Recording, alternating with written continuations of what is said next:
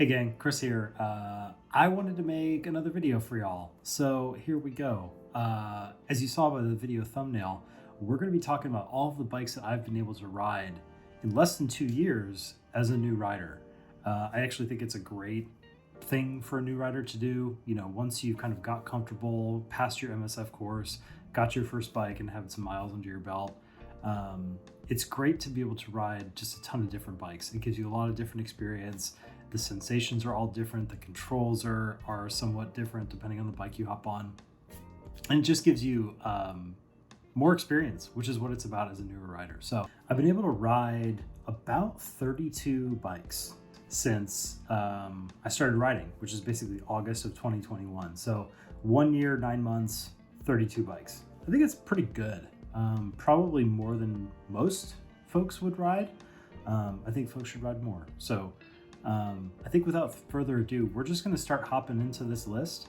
I'm just going to give quick reactions and maybe any stories or anecdotes about each of these different bikes, and we will get into it.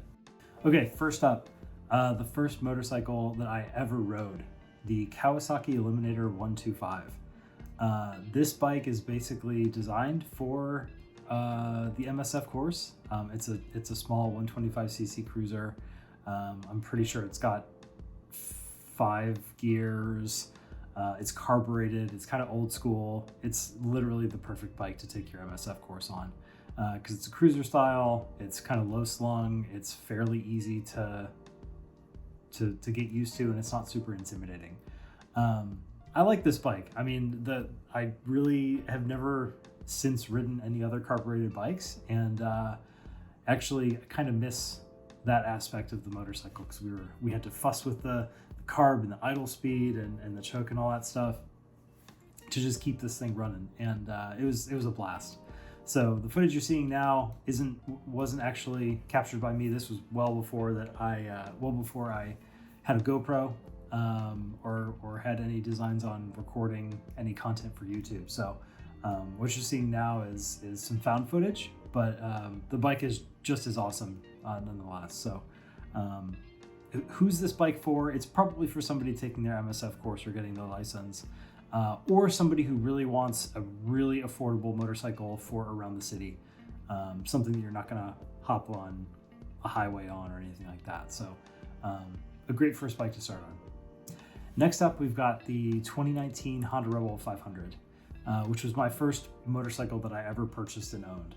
I by far have the most experience on this motorcycle. What a fantastic starter bike. When I purchased this bike, I was super nervous. I was like, oh, it's a 500cc, engine. Is it going to be too big? No, it's not going to be too big. It's the perfect size. You can do the highway here in the United States and be just fine and have just enough power to get by. Nimble, agile, very forgiving. It's really a quintessential starter bike. So, who's the Rebel for? It's for somebody looking for their first motorcycle that enjoys a cruiser style. This cruiser has a lot of modern underpinnings. That's super, super convenient. 2019 didn't quite have like the LED lighting or the gear position indicator or tachometer that the newer Rebels have. So I imagine anybody starting on something newer, 2020 and up, would have a much more convenient experience than I did. But I took this bike to my first track day, so I wholeheartedly recommend this as your first motorcycle. So who's it for? Yeah, if you're starting, get a Rebel 500. You won't be disappointed. Next up is the Royal Enfield Himalayan. So fairly quickly after I got my first motorcycle and was riding a few months, I had the opportunity on a road trip through the southwestern United States to rent and take kind of an intro to dual sporting class on a Royal Enfield Himalayan from a really fantastic company called Desert Moto Rentals, Desert Moto Ventures. They are out of Palm Desert, California. We were staying in Joshua Tree, so I was able to go to Palm Desert, kind of meet up with this great group of folks, and they took us dual sporting through Joshua Tree. And I'm probably 3 or 4 months in to riding a motorcycle. I had never ridden off road, and this is honestly was the perfect first bike for me to do that on. Not super fast, not super powerful, but man, this thing, when folks say this bike will go anywhere, they truly mean it will go anywhere. It's a fantastic machine. It's very forgiving, especially to somebody who'd never been in the dirt before. It handled it like a champ. It was very sure-footed underneath me, and I really enjoyed it. So who's this for? Beginner riders, absolutely, or somebody who wants to spend a good amount of time off-road in the dirt. You don't need to go very fast, but you want to be able to go anywhere. I think this is who the Himalayan is for. Next up, we've got another Royal Enfield. This is the Royal Enfield Continental GT. I rented this bike a few days later after I finished my dual sport adventures with them, just to see, you know, what this bike was like. I tried to ride it up into the mountains there. It was unfortunately too cold. Only got about 100 miles in on it before I had to turn around and really succumb to the weather and earn a great deal of respect for the cold when you're riding a motorcycle. But this one was fantastic. Again, I would probably put this in the beginner bike class. It's pretty capable. Obviously, it's got the looks. I had this Mr. Clean version with the mirror finish and the black. It was gorgeous. It was a pleasure to ride. A very simple bike, as most Royal Enfields are. And yeah, if you're looking for the looks, if you're looking for a bike that's not too quick, but still can, you know, have some fun on it, and you don't mind tube tires, I think this is a great contender. If you love that cafe look, if you love that classic motorcycle look, this one's kind of hard to beat for the price, for sure. All right, next we're going to move on to a few different Indian motorcycles. So demo days, I go to a lot of them. I go to as many as I can because it's such a great opportunity to ride a bunch of different bikes in quick succession and just kind of test out stuff that you normally wouldn't have access to. During this day, I got to ride 3 different motorcycles. I rode the Indian Scout Rogue 60 and the Indian Scout Rogue.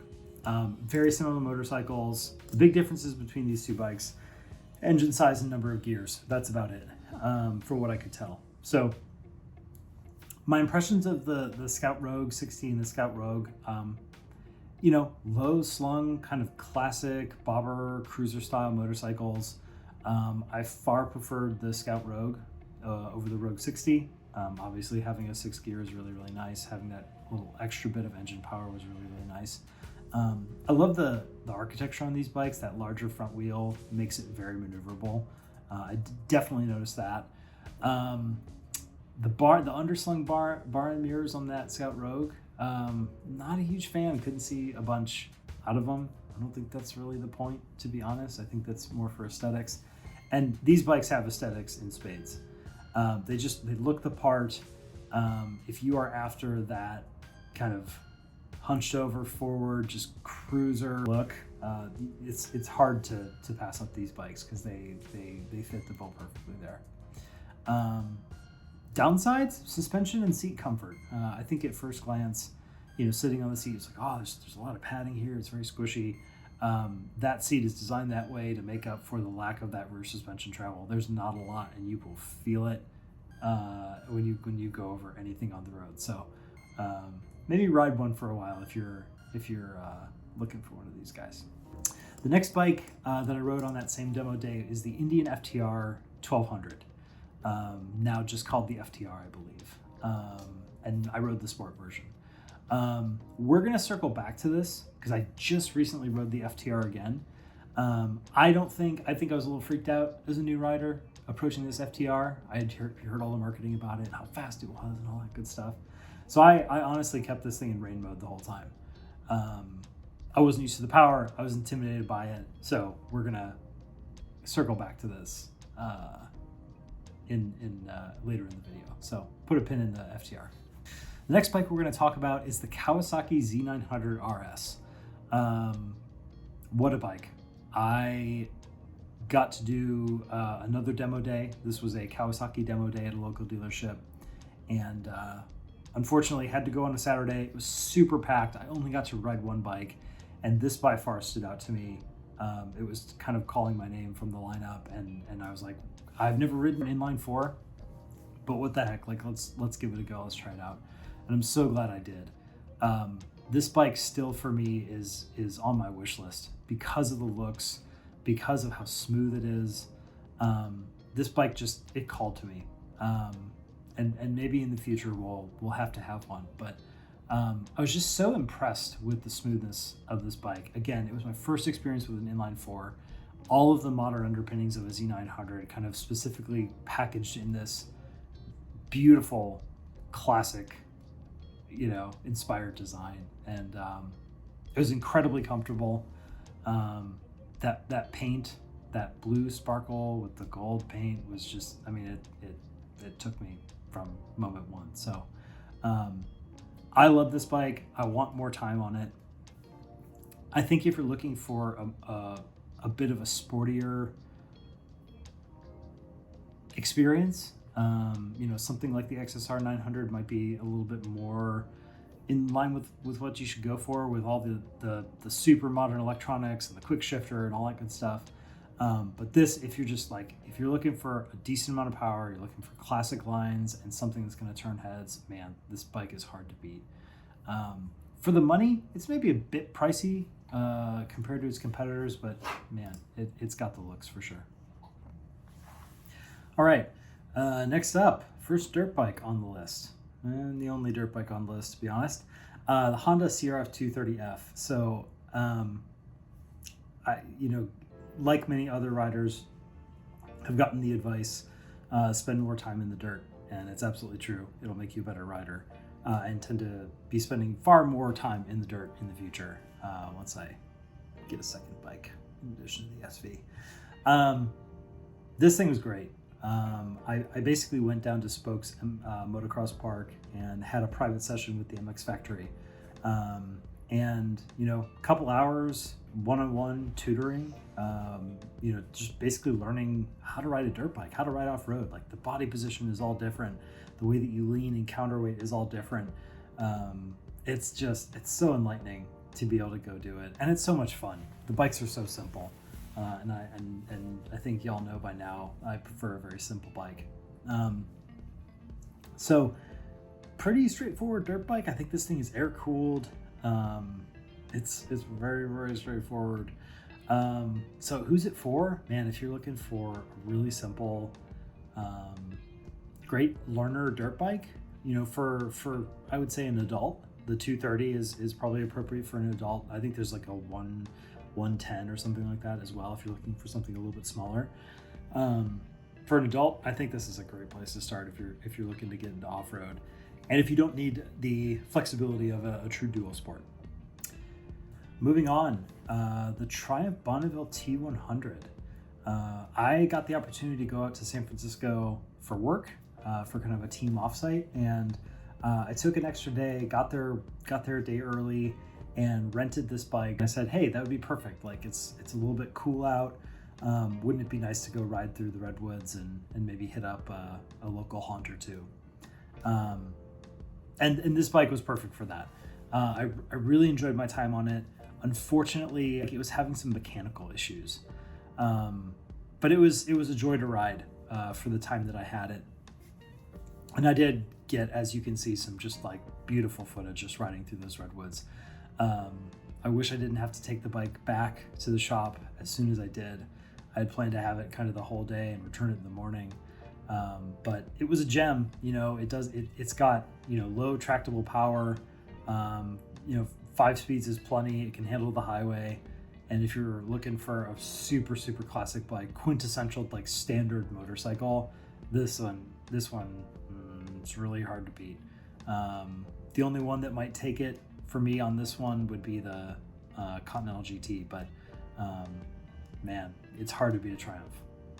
Next up, we have our first electric bike. There are multiple electric bikes on the list, never fear. Hit up the Livewire demo truck. Man, this thing is incredible.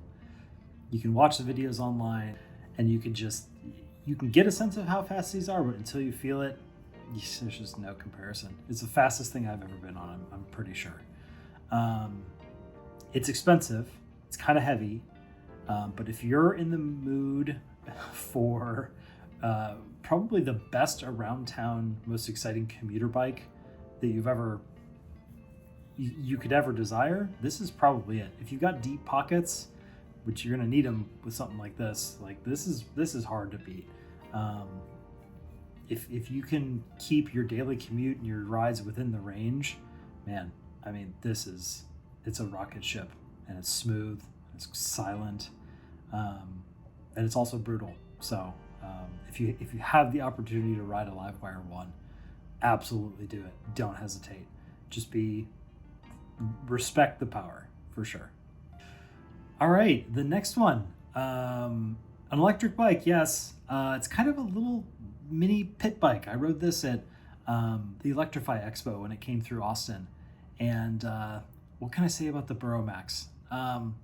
Twitchy little kind of caffeinated pit bike. It's fairly expensive, a couple $1,000s for this thing. Would I buy it? No, I wouldn't buy it.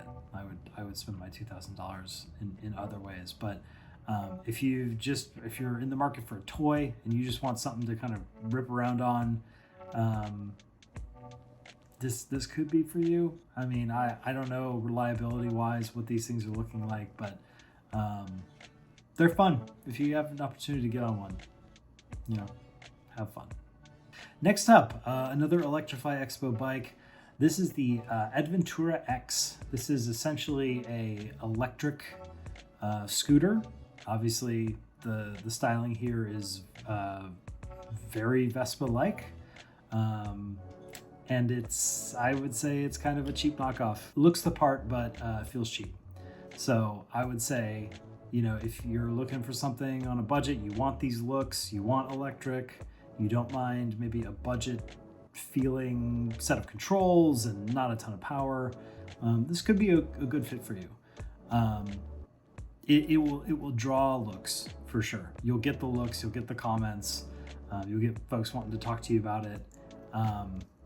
Reliability wise, man, I'd have some concerns and kind of worries about that stuff, but it was fun. So maybe that's all that's needed with something like that.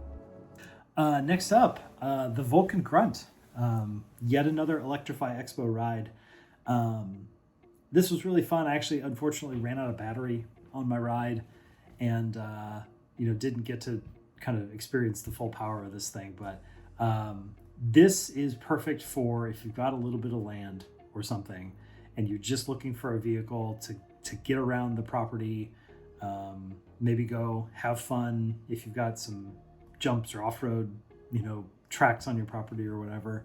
I wouldn't take this to like an MX track. You might take this to like some easy trails, something like that.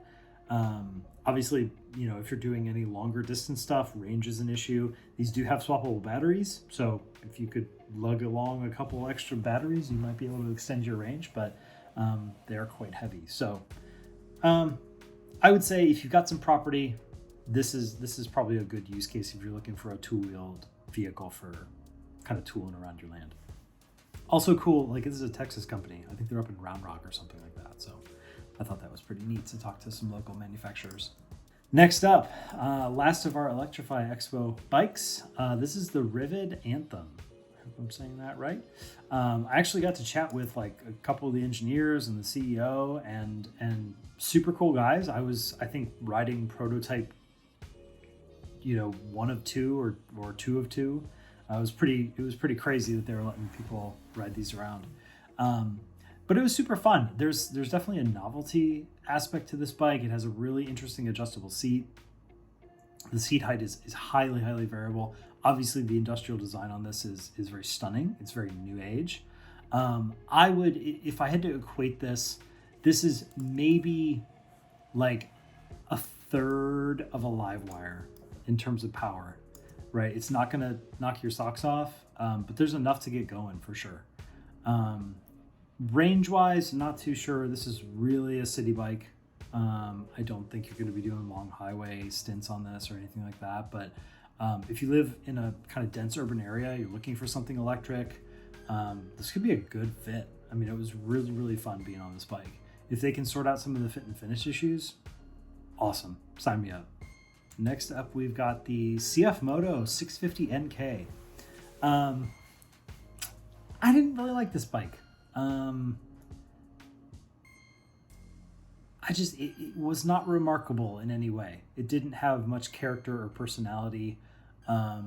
You had to absolutely wring its neck to get any power out of it. And it was just kind of motorcycle. And that's fine. I mean, especially if you're starting out and you're on a budget, but you want something brand new. This is kind of something pretty great to look at if you want kind of an upright naked bike style. But it didn't blow me away. It didn't leave a lasting impression. It was just kind of, this was another motorcycle that I read, and that's probably the best thing I can say about it, honestly. There are better CFMotos out there as well, as we'll hear about in a second. The CFMoto CLX 700 Sport. This is a CFMoto that I did really love. Plenty of power. The parallel twin in here is super fun to rev out. This bike certainly has looks. They may be polarizing, but like it's pretty attractive to me. I think the level of fit and finish here is really good. The big question with these are reliability in the long term. Like, we just don't know yet. So I think keeping an eye out for these maybe used and keeping an eye out for some of that reliability information is going to be key with these things. But it looks the part. It's super cool. They come in a heritage version as well. And I think they just also released some sort of like scrambler version of it. It's a really interesting platform, and hit up a CFMoto demo truck if you can. It's totally worth riding. One detail on this CLX 700, I love the way that they finished out the motorcycle, the back end, the tail end of the motorcycle. It's very neat. It's very tidy. You don't have to do anything to it to kind of clean up the lines. It's a very, very clean looking bike, just like straight from the factory, which I really, really appreciate. Next up is another CFMoto, the little 300 SS, their little sport bike. Again, you did have to kind of wring it out a bit to get any power out of it, but it's absolutely a beginner bike. It's not going to, intimidate you in any way. I thought for the features, it was remarkable. You get actually quite a lot with this bike if you're in the market for like a beginner sport style bike. And I enjoyed it. Like, again, CFMoto has, pretty clean design aesthetic. It's fairly well buttoned up, kind of right as you get it. And you get some higher end features for your money. So the question is longevity, but if they can knock that out of the park, I mean, CFMoto is bringing a strong game. So I look forward to seeing what they're continuing to do. More CFMotos later. So this takes us to essentially January of 2023. So we're going to talk about the Suzuki SV650. I bought this bike for what I sold the Rebel for. I was super fortunate to be able to find a super clean used SV650. And what can I say about this bike? It's legendary, I would say, and rightfully so. I wish I would have started on this bike, to be honest. Kind of glad that I didn't, because this is if you get on this bike, there's a bunch of power there that can be really intimidating for a new rider, but I love it. Upright, comfortable, jack of all trades, master of none, for sure. Again, a really simple bike, but that L-twin and that kind of offset firing order, the sound is incredible, so much more interesting than a lot of other beginner bikes. And it's just a classic. Like, you can do anything with this bike that you want to, within reason, I would say. I can't wait to get it on the track, do some more track days on this. That's basically why I swapped it out for the Rebel. Like, I did a first track day on the Rebel, fell in love, wanted something a bit more appropriate for the track. Of course, an SV, you hear all the time, like, I need a track bike, SV650. Cool. I picked up this 3rd gen one because it is a more naked, unfaired version, and I was going to use it for commuting as well. So as an all-rounder, this thing is perfect. I didn't expect this bike to be on the list, but it ended up being on the list. The story behind riding the Duke is actually my friend Alan, who we do low-speed drills and kind of moto practice from time to time. This is his bike, and I generally don't like riding other like friends' bikes just in case anything happens, but for whatever reason that day I was feeling spicy, I guess, and wanted to hop on the Duke and do some figure eights and kind of feel out the body position and kind of the feel of this bike. I really liked it. Would I buy the Duke? I probably wouldn't buy the Duke. The styling just isn't quite there for me. I need something a little less alien, a little less aggressive, but that's what KTMs are. They're alien and aggressive and killer bikes. And I would love to get this thing on the track because it is really intended for that. It is intended for a sporting experience, and it absolutely delivers. It's a wonderful beginner bike. Very comfortable, very upright. The suite of electronics and the information that you have in front of you is actually pretty impressive. The suspension that you get with it is also equally impressive. And for a little 390 single, like, hell yeah. If you want to rip around kind of your city and have an urban type motorcycle, this one's pretty great without getting too high in displacement. I really enjoyed the Duke. I hope I get to spend more time on it. All right, another demo day. This time it's Harley Davidson. First up is the Sportster S. What can I say about this bike? It's a new design language for Harley for sure. It represents kind of the directionally where they're going. Visually, it's stunning, right? It's this kind of low slung brute of a little motorcycle, very thick and heavy. That unfortunately just didn't do it for me. The ergonomics on this bike are very compromised. It was very difficult to get comfortable. The big wide tires make, direction changes predictable, but kind of slow, in my opinion. And with a lot of these demo bikes, the ergos were probably even worse because you're not able to adjust it to your foot size or your kind of lever preferences or anything like that. So you kind of hop on this bike and just kind of go. And I did, and it was okay. I mean, it was obviously there's plenty of power there, but everything else surrounding that power was fairly compromised. And at 5'11", I felt pretty terrible on this bike. So if you're looking for the Sportster S, I think you know who you are. You have to really want this aesthetic, kind of similar to the Indian Scouts, and especially the Bobber. If that's what you're looking for, go for it. Just ride it and understand that you're going to be compromised in a bunch of different ways. Still, kind of stunning looking, and I appreciate it for a design exercise for sure. First adventure bike on the list. This is the Harley Davidson Pan America, and boy, what a stark difference from the Sportster. Big, heavy, upright, much more weight up top, but honestly, very easy to ride. A very approachable motorcycle, especially with the dynamic ride height. Styling wise, I'm also a fan.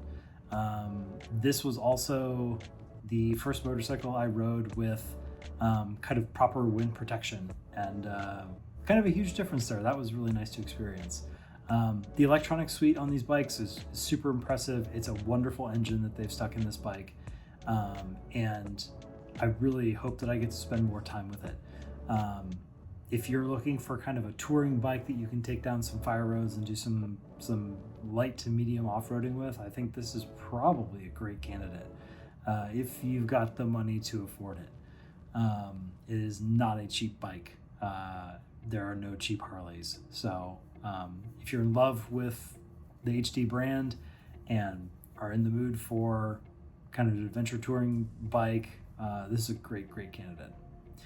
The one thing that I would add to this is my friend Chris has a first gen Pan America, and he has had just a ton of problems with it. It's a first generation of the bike. First generation of any bike is probably prone to more problems than future generations, but his had some significant problems. So if you're in the mood to pick up one of these used, maybe just stay away from the first couple model years if you can, because some, I would hate for anybody to pick up something that they really struggle with, like Chris did. So just something to keep in mind. I did not expect to ride this next bike, the Harley Davidson Fat Boy. I get the appeal, I guess, after riding this thing.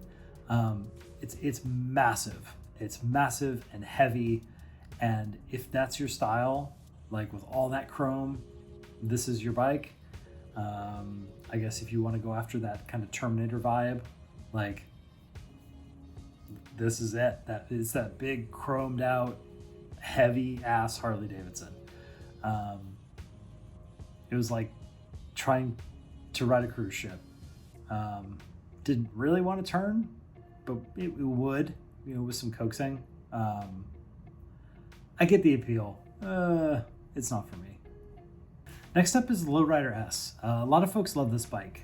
I am going to chalk up my negative experience on this bike to the fact that the shift lever was really borked on this bike. Again, all credit to Harley Davidson. Like, these bikes are shipped across the country to a bunch of different dealerships, ridden super hard, and just shipped to the next event. So things were just not adjusted very well on this bike. I was very uncomfortable. A lot of people love this bike. I think it's a stunning looking bike. Again, there's lots of power there. Not a super huge fan of kind of how Harley has handled the information layout on the gauges. Just doesn't appeal to me. The digital tack is just like, no thanks, not for me. But aesthetically, if this is kind of your deal, kind of a newer style cruiser, like, it's definitely worth taking a look at. All right, next up is the Yamaha Tenere 700. I had been looking forward to getting on this bike for quite a while, and finally had the opportunity to do so at MotoGP during some of the demo rides that they were doing there. I fell in love with it. Honestly, the only downside to this bike that I could see was a bit of the center of gravity. The center of mass was a little bit higher. I could definitely feel that. But man, is it a small downside. I want to spend a bunch more time on this bike. I'd love to take it off-road. But its on-road manners were impressive. I didn't expect it to be as good on-road as it was. The looks are great. It's a hard bike to get. It's still a fairly expensive bike. But for a true kind of like big dirt bike, dual sport, like, hell yeah, this would be high up on my list. If you're looking for a very simple riding experience in terms of technology and kind of display, and you're looking for just a gem of an engine, man, this bike is really hard to beat right now. The Yamaha MT-10. First quick shifter experience ever, and oh my god, how fun is that? Looks wise, design aesthetic wise, not my favorite by far. I would not buy this bike. I'd probably go for something like an XSR 900 instead. But what a pleasure to ride. If you don't have to look at it for too long, it's just an incredible motorcycle. Like that, the engine, the amount of power, it's just mind-blowing, honestly, to somebody with my experience, my limited experience.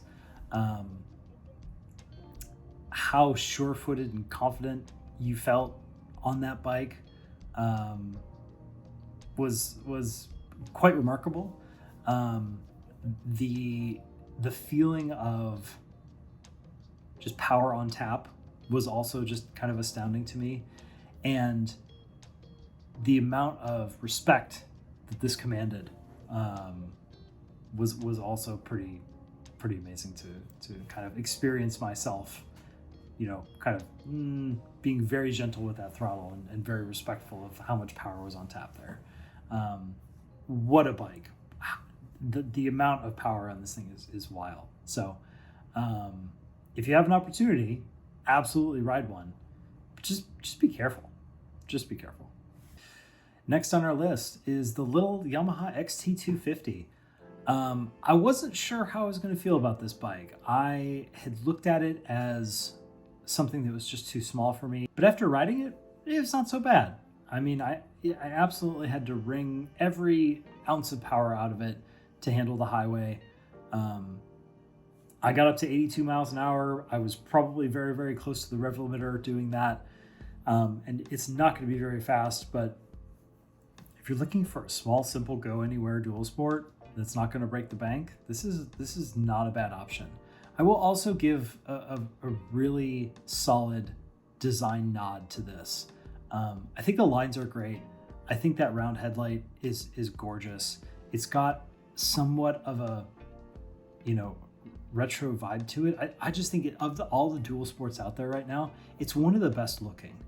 And I wish that Yamaha would, expand the XT line, XT250, XT300 or 350 with 6 gears and a much bigger engine.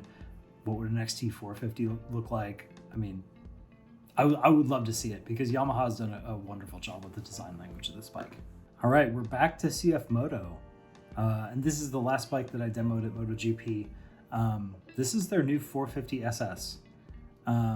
This bike pretty much makes up for all of the shortcomings in the 300 SS, and then some. If I was gonna go buy a sport bike for the track to go learn on, this one would be really, really high up there.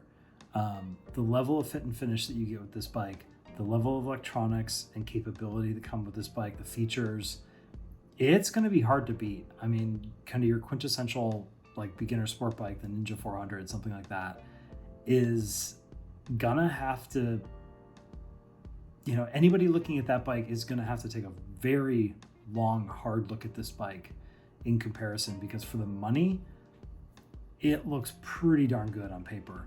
And it's a pleasure to ride. It was very smooth, very kind of accurate, and the throttle feel was very articulate. I mean, it's pretty good. So take a look if you can. Again, that CFMoto reliability question, I just don't know that we have the answer to it yet. But I was very, very impressed with this bike, and from a design and aesthetic perspective, it's gorgeous. Maybe not so much for me the white and black and blue one that I rode, but that dark red, gray, kind of carbon black version is stunning to see in person. Back to Indian Motorcycle, to hit 4 bikes in 2 hours, which is pretty great. I love going to the demo days on the weekday and just kind of knocking through as many bikes as I can get through. So we're gonna start off with the Indian Scout Bobber. I wasn't able to ride the Bobber on my first Indian demo day, but I was able to start with it yesterday, and super great. I mean, again, it's pretty much the same opinion as the Scout Rogue and the 60.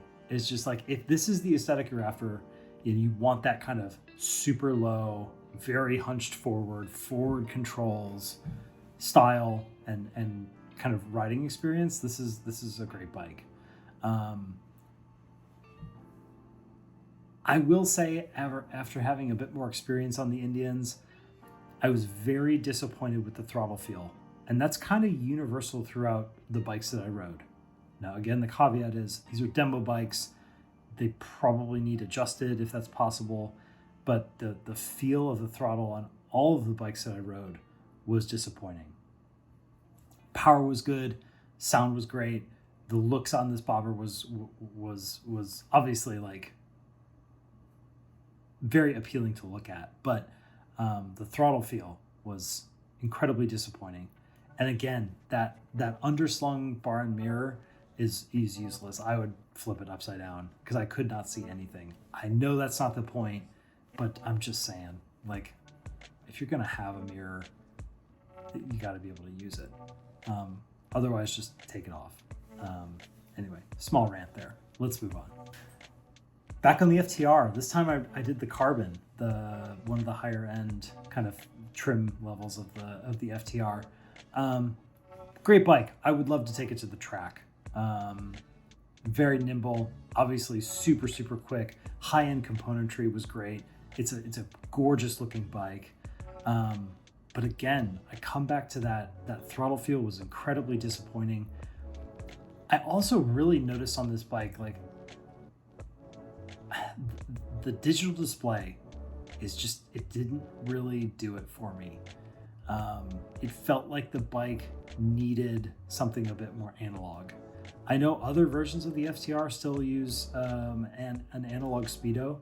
I think they had their scrambler version there as well. I was looking at that. I much would have preferred something like that, but it just doesn't look great. It doesn't match the bike for me. But if you're into, you know, this flat tracker style with a ton of power, obviously it's got looks for days. It's something to look into for sure. Next up is the new Indian Sport Chief. I'm going to go ahead and say that I did not like this bike. I'm also going to caveat that with, I think there was something wrong with this bike. And if there wasn't anything wrong with this bike, I would have serious concerns about riding it. It shook and rattled anything over 3,000 RPM, something fierce. It was actually a little bit disconcerting to ride this bike. Handling wise, super nimble. Obviously, I talked about the architecture on the Scout 60 and the Scout Rogue, but that rattle, I mean, I could see that front fairing just rattling in the wind and at speed. Vibrations coming through the handlebars. Something had to be off with the suspension or the alignment on the front wheel or something, or the balance of the front wheel. It was just not a great riding experience. Very cool to look at, and I'm sure, you know, other bikes maybe didn't have the problems that my bike had, but just not for me. To be fair, I would love to take the Sport Chief to a track day and just see how it does. You know, it's supposed to have a little bit more ground clearance. It's supposed to have, you know, the kind of the chops essentially to have a more sporting experience on it. So I think it'd be really interesting to take to a track day and kind of ride around and see how far you could push this thing. And number 32, this is the last bike that I have ridden. I rode it yesterday, and that makes 32 bikes for me. The Indian Challenger Dark Horse. Intimidating is a word that comes to mind, but once you hop on it and you get going, I was blown away by how nimble this thing is.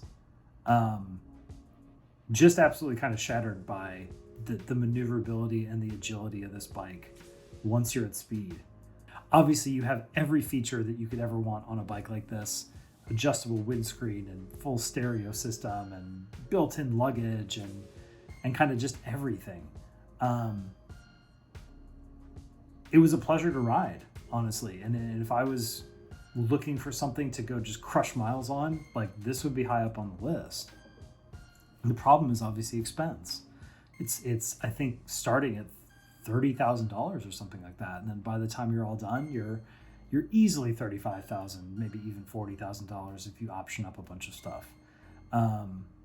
So aside from the expense, like, I also had a realization that I did not like the fairing.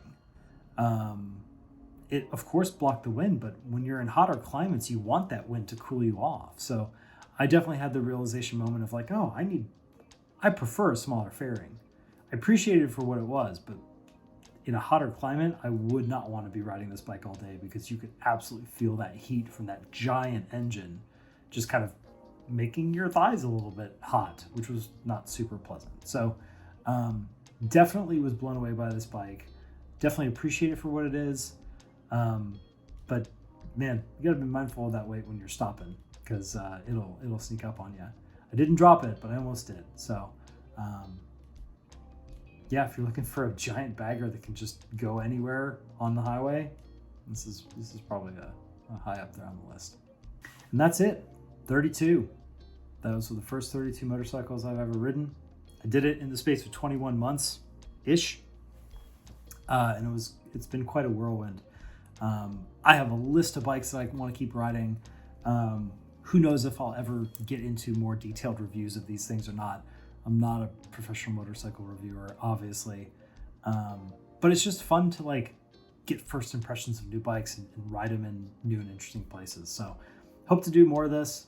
Maybe we'll pick up with number 33 and go to 60 the next time, we do a video like this. So I hope you enjoyed it. I hope it was sort of helpful. Like if I've offended you in any way, if you own one of these bikes and you don't like what I said, I'm so sorry. And let's talk about it in the comments. If you have any questions about these bikes, leave them in the comments. I'll do my best to answer them. Again, it's hard to get true kind of deep knowledge of these motorcycles when you're going on kind of a short 20-minute demo ride, even sometimes a 10-minute demo ride. But I'll do my best. I will provide what I can. So hopefully we had fun. Have a great one, y'all. We'll see you soon.